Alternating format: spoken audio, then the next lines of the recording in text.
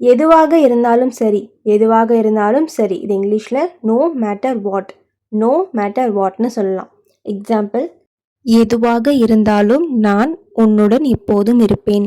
எதுவாக இருந்தாலும், எதுவாக இருந்தாலும் இது எப்படி இங்கிலீஷில் சொல்லலாம்? No matter what. எதுவாக இருந்தாலும், நோ மேட்டர் வாட்.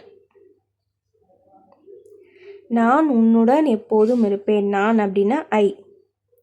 இருப்பேன் ஃபியூச்சர் டென்ஸை பற்றி பேசுகிறப்ப ஐ வில் இருப்பேன், ஐ வில் ஸ்டே. உன்னுடன் இருப்பேன், I will stay with you. எப்போதும், for ever. No matter what, I will stay with you for ever. இதே மாதிரியே சிம்பிளாக தமிழ் வழியாக இங்கிலீஷ் கற்றுக்கணுமா? அப்போது மறக்காமல் ஈஸியாக இங்கிலீஷ் படிக்காம சேனலை சப்ஸ்கிரைப் பண்ணிவிடுங்க.